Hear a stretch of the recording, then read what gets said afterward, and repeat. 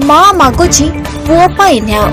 पुओ मरिकी पाउंस होईगला अथच माँ देखि पारिलानी पुओर मुह। बिचरा माटी ए दुआरु से दुआर हेउथाए केही बुझी पारु नथांती मार दुख। विचित्र ए संसार, विचित्र ए दुनिया। जे निजे स्त्री पुणी मारी देउछि तार स्वामी को।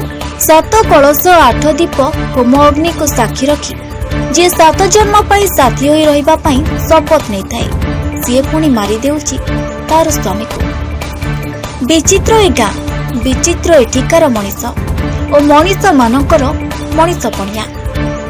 एभली अभावनीय घटना घटी जाइछि केन्द्रापड़ार बहु चर्चित पाटकुर निर्वाचन मंडली रे थिबा कलाबुदा ग्राम पंचायत ब्रजबाण ग्राम से काम को से मेडिसिन खाते काम को जाते से दिन भी कहले मुझे जान पाइलेनी।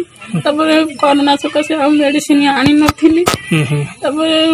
से दिन एमती झगड़ा कर जानी मुझे जाइली घास को आसला बेलू से नटिकी जाइली रसी दिया आई से पर्यंत ये लोक कही ना जो पिला माने नेले ये सब अच्छी आमर जो 4-5 जन छोट छोट पिला जाइए साहाय्य करने उद्देश्य से थाना अटकी गले सरपंच भी अटकी जाइछंती। एठारे दिन दीपहरे स्त्री देढसुर और स्त्री रो प्रेमिका गुनासार मिलिमिशि किभली अमानुषक भावे मारी देइछंती बिचरा लोकटी को। बिचरा मरिबा लोकटीर मां सरपंच ठारू आरंभ करी थाना साहेबकर द्वारस्थ मध्य होई सारिछि किंतु मिली पारुनी माटी को न्याय। एठी सरपंच थानार ऑफिसर खेलुछंती लुचकाली। कहिबो काहाकू सुनिबो किए? रक्षक जदि भक्षक हुए गुहारी करिबो काहाकू? काहाकू अभियोग करछन देछनी तम कोन जानि के मो किछि जानि और साबुरे पके पार पके मार देछे चढ़ी जाय साबुरे जाय थाना वाला सुनले। कारण जो प्रकार से माने बयान दउछंती जे प्रथम से माने कहले जे एक्चुअली ओटा हृदघात हेछि ताको देह खराब ताको मेडिकल नेले तापर सेठी देखला पर सेठी मेडिकल टेस्ट कराला देखला आलू सेमती किछि नाही तापर से माने भाबिलु पोस्टमार्टम पे पठाइबा। पोस्टमार्टम रिपोर्ट आसिला जे एक्चुअली आरो बेकरे दाग माने खंडिया दाग चिन्ह अछि। एटिकार जनसाधारण मध्य कहउचंती लोकटी को मारी दिया जाइछि। ग्राम रे किछि खळ प्रकृति लोक मध्य 50,000 टंका लांच नै मर्डरटी को चापी देबा पई पछै नांती।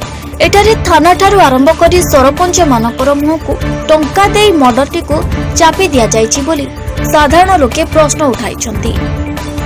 एही मर्डरटी को चापी देबारे कहार थाई पारे हाथ? मंत्री, एमएलए ना नेता ना ऑफिसर? प्रकृत रे कोन थाई पारे रहस्य? बिचारा मां ओ एठिकार जनसाधारण मानकर मान्यवर मुख्यमंत्री को दाबी प्रकृत दोषी को दंड दिया जाऊ और ता सहित बिचरा माटी को न्याय मिलू और जो माने लांच नहीं मर्डरटी को लुचाइबा को बसिछंती सेमानकु उचित दंड मिलू। किंतु एटी गोटाई प्रश्न उठुची।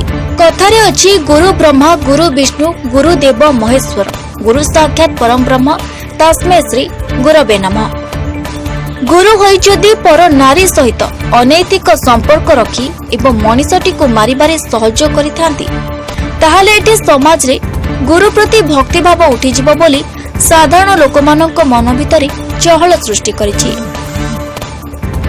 तेणु एठिकार जनसाधारण मानकर दाबी गुरुଙ୍କୁ ମଧ୍ୟ उचित शास्ति दिया जाऊ और दुखी माटी को न्याय मिलू। Bureau report SSTV Odia.